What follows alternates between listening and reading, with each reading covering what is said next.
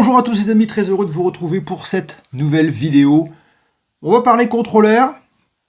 Alors pour ceux qui sont assidus à ma chaîne et qui ont probablement déjà vu les deux lives que j'ai fait concernant le sujet, puisque on a vu dans un premier live comment reconnaître un moteur en bon état en testant les capteurs Hall. Je vous ai montré la méthodologie pour pouvoir tester ces capteurs. Et dans le deuxième vidéo live que j'avais fait, où je vous ai parlé, on va dire en règle plus générale, du contrôleur e-bike. Assez brouillon, puisqu'un live c'est jamais très précis. Je vous avais donc promis, en plus, de vous faire une vidéo longue sur le sujet, où on va voir ce que c'est qu'un contrôleur, comment il fonctionne, à quoi servent tous les petits câbles qui sortent. C'est toujours un peu stressant de se dire, il y a tellement de câbles, on ne va pas savoir quoi faire avec. Et bien pourtant, ça veut dire que c'est pas si compliqué que ça. On va travailler dans cette vidéo avec méthodologie, c'est histoire de vous faire comprendre en une seule vidéo toutes les subtilités qu'il faut connaître quand on veut mettre en place un contrôleur sur un e-bike. Allez, c'est parti. Alors c'est vrai qu'un contrôleur, quand on le regarde, ça fait flipper. On a une multitude de fils qui en sortent, et effectivement, ça peut des fois repousser et faire peur. On a une notice qui est en anglais, souvent, et on va retrouver sur la notice les différentes fonctions de tous ces fils qui sortent de ce contrôleur. Et c'est ce qu'on va voir dans cette vidéo et comment les câbler et à quoi ils servent. On va voir ça un par un pour bien que vous puissiez comprendre la fonctionnalité de chacun. Alors en règle générale, sur un vélo électrique, sur un e-bike, le contrôleur sert surtout à faire marcher un moteur brushless. Donc un moteur qui soit à la roue avant ou qui soit à la roue arrière, ça ne change rien. On va pouvoir le faire fonctionner de différentes manières. On a le plus souvent un capteur pas. Alors, le capteur pas, c'est simple, c'est une base, une rondelle avec des aimants. Plus il y a d'aimants, plus c'est précis, moins il y a d'aimants, moins c'est précis. Ici, moi j'ai fait un petit montage à l'impression 3D pour simuler le pédalier, de manière à ce que le capteur soit, on va dire, sur le châssis du vélo. Et on va imaginer que la couronne est montée sur le pédalier, il suffit de faire tourner pour que cela fonctionne. Donc ça, c'est la principale fonctionnalité du contrôleur, c'est de transmettre l'énergie de la batterie vers le moteur et pouvoir détecter au moment du pédalage, qu'on appelle le pédélec, qui va donner l'ordre au contrôleur d'activer le moteur. On peut utiliser évidemment toutes sortes aussi de gâchettes, même si cela reste complètement interdit. Il faut savoir aujourd'hui qu'un vélo électrique doit obligatoirement respecter 3 règles fondamentales, les 250 watts moteur, la vitesse à 25 km/h et surtout le pédalage obligatoire. Les gâchettes d'accélérateur, c'est totalement interdit. Sur la route, maintenant, si vous faites du chemin ou de la forêt, de la balade, pourquoi pas installer une gâchette. On va voir comment ça s'installe quand même dans cette vidéo. Alors les contrôleurs sont en général pour les e-bikes accompagnés d'un écran ou simplement d'un petit boîtier qui va vous donner la capacité de la batterie avec des LED et avec des boutons pour modifier évidemment les modes. Souvent c'est 3 modes, voire 5, voire plus. Celui-ci c'est un petit écran, vraiment très simple, mais fonctionnel puisque du coup on a la mise en route et puis on va avoir des fonctionnalités sur les écrans qui nous permettent de connaître la capacité, la vitesse, les modes. On verra ça après plus tard dans la vidéo. Alors maintenant on va passer au repérage de tous ces fils qui sortent de ce contrôleur. On va voir à quoi servent chacun pour que vous puissiez bien comprendre avant le câblage du moteur brushless que j'ai juste à côté de moi. Alors, si on regarde la notice, on a ici forcément à chaque sortie du contrôleur une indication en anglais qu'il faudra traduire. Vous prenez un smartphone, vous mettez Google Traduction et puis vous allez pouvoir, mais je vais vous aider, ça va aller plus vite. Il faut savoir que c'est pas si compliqué que ça. Alors, les moteurs brushless fonctionnent tous de la même manière. Si on regarde l'arrivée du moteur, on a bien ici toujours la même chose. On a nos 3 phases moteurs, un bleu, un vert, un jaune, et ici nos 6 fils du capteur Hall, dont un qui permet de calculer la vitesse. On l'a vu dans la vidéo live, comment tester les capteurs Hall. Donc ça, c'est fait. Maintenant, on va revenir à notre contrôleur. Et du coup, on va tout de suite éliminer, puisqu'on sait que les 3 gros câbles ici, jaune, vert et bleu, on sait que ces 3-là, c'est les phases moteurs.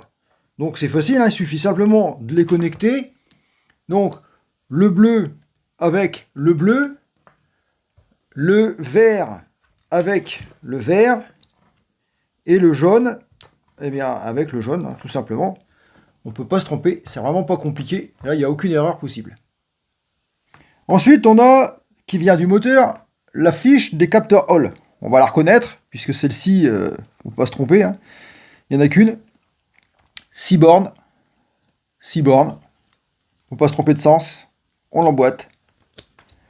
Et voilà, on a déjà câblé le moteur avec le contrôleur. Ensuite, ici, on a 2 câbles assez gros. Un rouge et un noir. Eh bien, ça, c'est l'alimentation batterie. Donc, l'alimentation batterie, pour moi, elle est ici. J'ai une batterie ici, en 48 volts, avec, ici, sur cette batterie, il y a un interrupteur qui permet la mise en secteur et la délivrance du courant à la sortie. Donc j'ai utilisé un Swago avec un petit bricolage pour pouvoir brancher donc le positif et le négatif. On ne se trompe pas, le noir c'est le négatif. Le rouge, bon là il est vert mais il est rouge ici, hein. C'est parce que j'avais pas d'autres câbles, hein, donc j'avais du vert, c'est pas grave, mais ça c'est pareil. L'essentiel c'est qu'on a bien, vous faites bien attention, vous avez bien connecté le positif et le négatif au bon endroit, c'est vachement important. Donc là on a déjà fait presque la moitié du boulot. Il reste plus grand chose à faire. On va repérer tout de suite les faciles. Les faciles, c'est forcément ici, le câble du display, puisqu'ici, on a notre écran. On a notre écran ici, display, donc là, c'est facile, hein, la fiche du display, on ne peut pas la louper. Hein. On l'a ici. D'accord? Donc, il n'y en a qu'une qui a cette forme-là de fiche de sortie, donc vous voyez, c'est du 5 broches. C'est pareil, il y a un détrompeur, on ne peut pas la mettre à l'envers, donc on ne peut pas se tromper. On a bien ici la petite aspérité qui nous permet de savoir qu'on est dans le bon sens. On connecte. Le deuxième fil qui vient du display, c'est pour l'allumage des lampes, des feux. Voilà, déjà là, on est déjà bien avancé.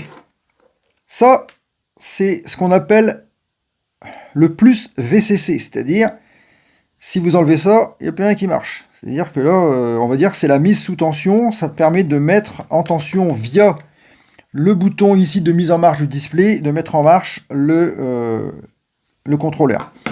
Si on voudrait mettre un bouton ou une alarme ou quelque chose qui coupe, il suffirait de couper ce fil-là, de mettre un truc et puis une clé. Et du coup, ça couperait l'alimentation, on ne pourrait plus rien faire. Donc ça pourrait être utile.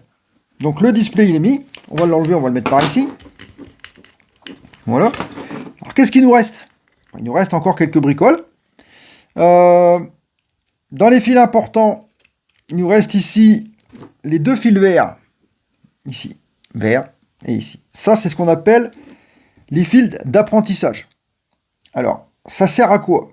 C'est très important. Quand vous allez brancher la première fois votre moteur avec les capteurs Hall, les 3 phases moteur, l'alimentation, avant de connecter quoi que ce soit d'autre sur les fils, il faudra faire ce qu'on appelle un apprentissage. C'est-à-dire, brancher ces 2 câbles-là ensemble, le moteur va démarrer dans un sens. Si c'est le bon sens, vous pouvez débrancher.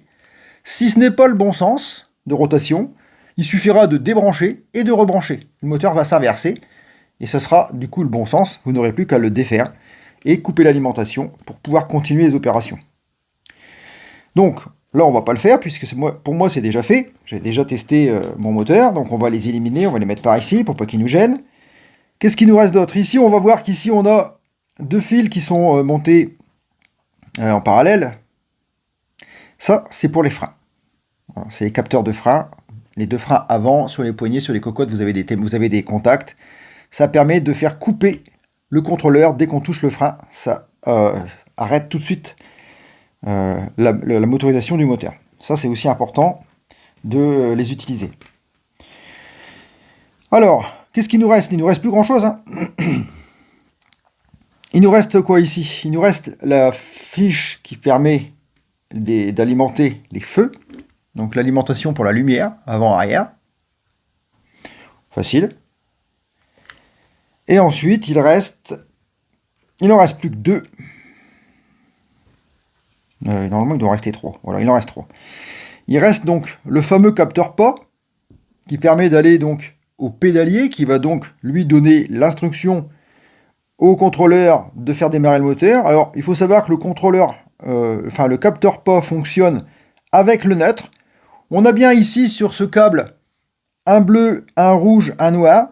Je vous conseille de tester tout de suite lequel amène la tension, puisque il y a une tension qui va aller vers le capteur pas, qui est en général de l'ordre de 4 volts à 5 volts. En général, c'est 4 volts et demi. Donc là, en l'occurrence, sur celui-ci, ça pourrait être trompeur, puisqu'on a un bleu, un rouge, un noir. Et ben, on pourrait dire que le bleu et le rouge, ça serait par exemple le plus et le moins. Et ben non, c'est pas de bol, parce que là, du coup, c'est le noir et le rouge qui fait le plus et le moins, et le bleu étant le signal. On a 3 fils, un signal et un plus, un moins. On verra après comment fonctionne le signal. Ici, on a le capteur pour la manette de gaz. Pareil, manette de gaz, on a bien un rouge, on a bien un noir et un blanc. Et là, c'est pareil, le blanc, du coup, c'est le fil qui permet de faire la communication. Par contre, ici, c'est différent puisqu'on fonctionne avec une alimentation positive.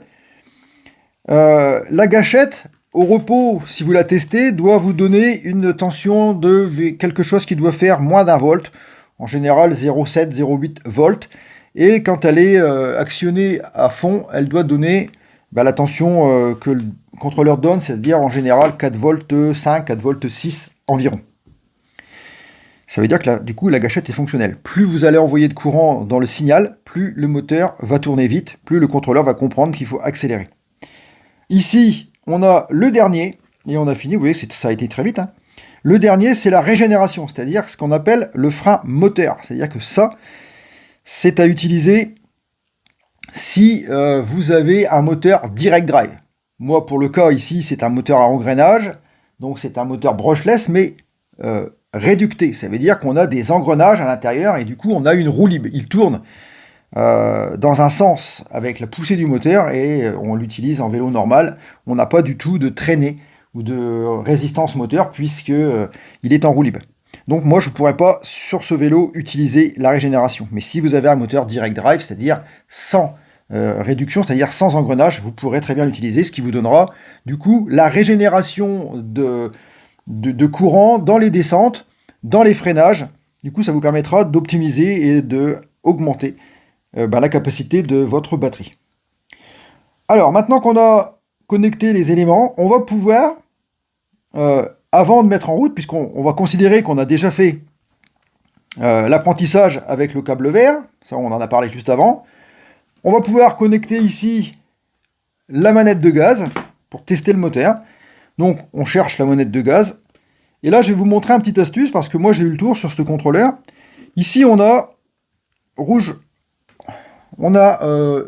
rouge, blanc, noir. Et ici on a noir, vert, rouge. On sait que le noir, c'est le neutre. On sait que le rouge, c'est le positif. On sait que le vert, c'est le signal. Mais alors, l'avantage, c'est qu'il faut qu'il soit en face. C'était pas le cas. Moi, quand je l'ai reçu, j'avais le rouge à côté du noir et le vert par ici. Alors, je vais vous montrer. Comme ça, vous saurez, parce que tout le monde ne le sait pas. Alors, ici, on va pouvoir dégager ici les fils qui se trouvent à l'intérieur pour changer le sens. Il suffit avec une pointe d'appuyer légèrement ici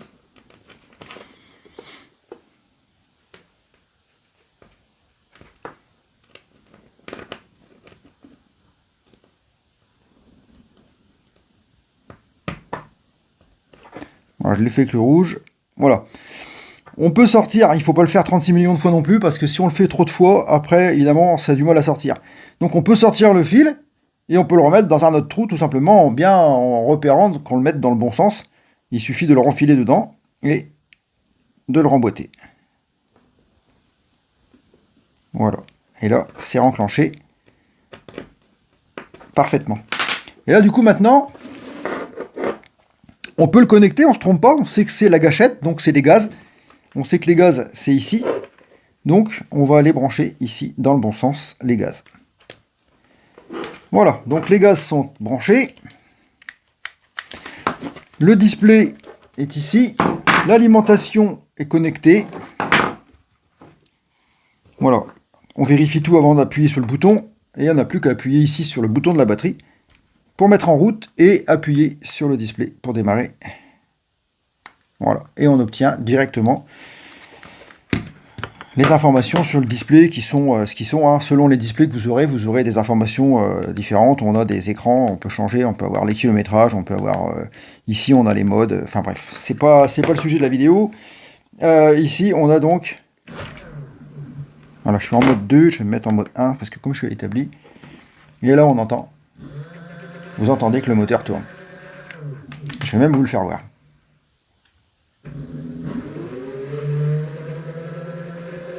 Et voilà. Voilà, ça fonctionne. Donc maintenant, on va pouvoir mettre le capteur pas. Et là, on va voir qu'il y a une particularité importante.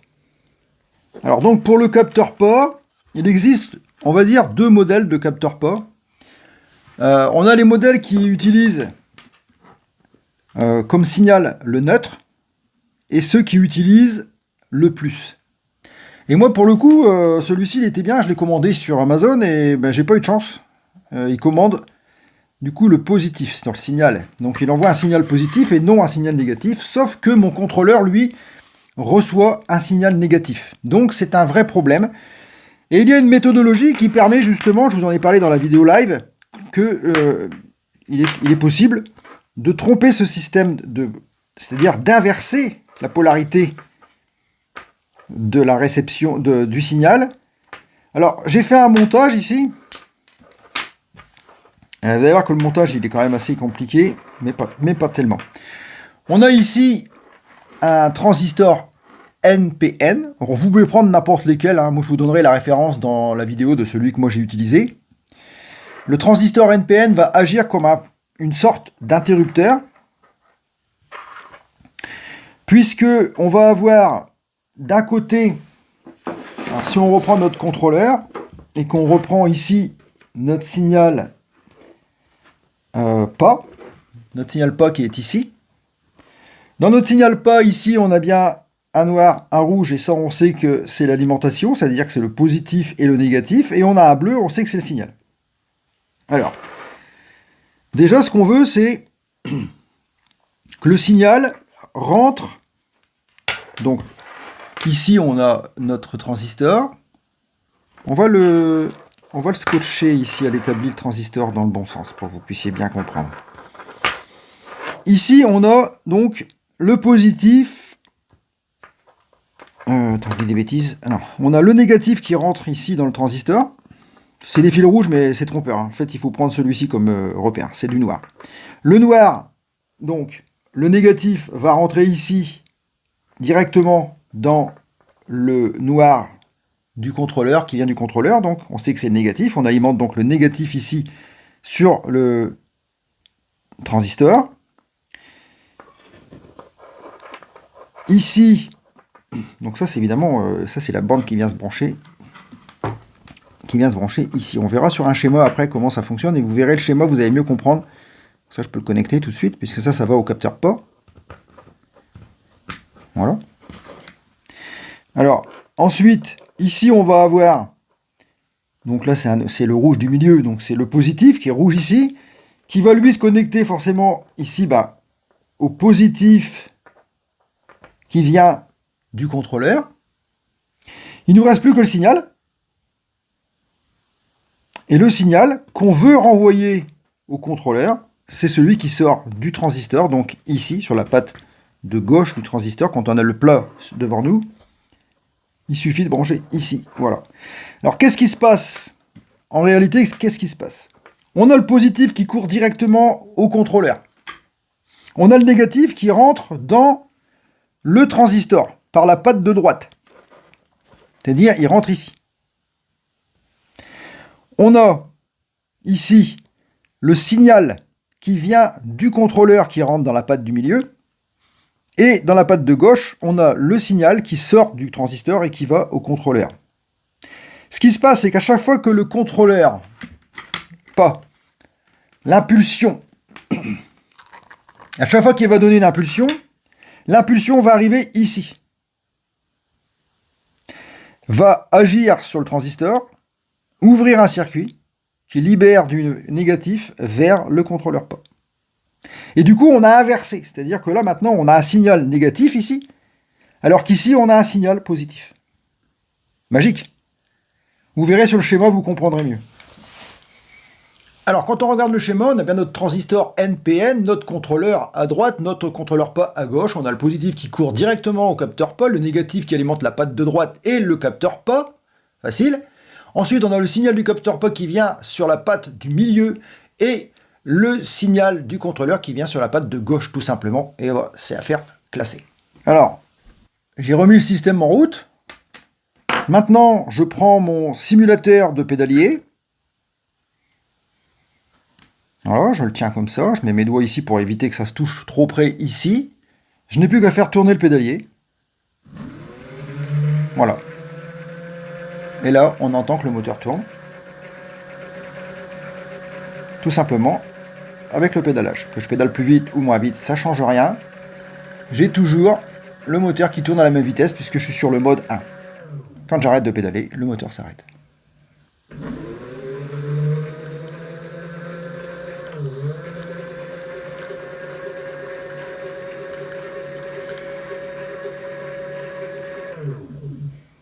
Et voilà, opération réussie. Il ne reste plus qu'à installer tout ce petit matériel sur le vélo et puis c'est reparti. Alors évidemment, je n'allais pas laisser un morceau de fil qui se balade comme ça avec un transistor. Du coup, j'ai préparé ici un montage que je vais du coup pouvoir maintenant assembler. Je vous montrerai à la fin comment il est soudé. Et du coup, on pourra facilement ici aller vers le contrôleur et ici aller vers le capteur pédalier. Du coup, ça sera simple, hein, il suffira de serrer les 3 fils dans un ordre bien précis, je mettrai un schéma. Et du coup, ce petit composant-là, il suffira de faire une petite boîte à l'impression 3D pour pouvoir le ranger proprement. Et puis le glisser dans le boîtier avec le contrôleur pour que ce soit vraiment très propre. Et surtout, sans risque pour les courts-circuits. Alors, si on schématise, ici à l'ardoise, j'ai fait le petit composant, tout est soudé. Derrière, on ne voyait pas bien, mais c'est soudé. Et du coup, eh bien, ça vient comme ça. Il suffit simplement de le positionner comme ceci. C'est-à-dire qu'ici, si on regarde, eh bien, on a le signal qui rentre ici. Ici, on est côté contrôleur, signal, le neutre. Et ici, on a le positif qui vient, hop, qui va au capteur pédalage. Ici, le négatif capteur pédalage et le signal capteur pédalage. Il suffit simplement de raccorder les fiches comme il faut et du coup, ça va tout simplement fonctionner. Voilà, c'est pas plus compliqué que ça, c'est vraiment même très simple. Il ne me reste plus qu'à faire une petite boîte pour ranger ce petit composant proprement et pouvoir l'intégrer dans la boîte où se trouve le contrôleur pour que ce soit bien isolé et bien propre. Voilà. Alors si ça vous arrive, si par exemple vous avez un contrôleur Pedelec qui envoie un signal positif à la place d'un signal négatif et que vous êtes embêté, vous pouvez me contacter. Si vous avez de petits composants là, je pourrais vous en préparer. Et bien voilà, hein, je pense que tout est clair, tout est limpide. Vous avez maintenant compris et vous avez toutes les armes en main pour pouvoir vous aussi remplacer éventuellement le contrôleur de votre vélo ou de votre trottinette. Et je vous mets quand même en garde. Gardez à l'esprit que l'électricité c'est dangereux. Travailler même avec des tensions faibles comme du 36 ou du 48 volts peut avoir des conséquences lourdes. Sur l'environnement, sur vous, et faites attention, c'est vraiment dangereux. Si vous ne savez pas le faire, ne le faites pas, faites-le faire par quelqu'un qui sait le faire. Voilà, ça c'est dit. Également, une chose importante à savoir, faites attention aussi à ce que vous allez utiliser comme contrôleur. Tous les contrôleurs ne se ressemblent pas. Il y a des bons et des mauvais. Il faut aussi respecter la tension, évidemment, mais aussi sa capacité, c'est-à-dire sa puissance pour pouvoir supporter. Si vous mettez un moteur de 350 watts, mettez un contrôleur qui supporte les 350 watts. Moi, pour le cas ici, on est en 250 watts. Le mien, c'est un 350 watts en 48 volts, 36, 48, donc pas de problème, ça va fonctionner très bien. Ça aussi, c'était une information importante qu'il faut garder à l'esprit. Je pense que maintenant, vous avez tout compris. On va pouvoir se quitter. N'oubliez pas de vous abonner, d'activer les notifications, comme d'habitude, de mettre un like, ça me fait plaisir. Ne partez pas maintenant, restez en fin de vidéo, cliquez sur une des miniatures pour continuer l'aventure avec moi, c'est important. Et puis, on se retrouve, je dirais, très vite, ou même très bientôt, pour des nouvelles vidéos sur la chaîne de Mac Aventure. Et je vous dis, comme d'habitude, Dopoba Chenia.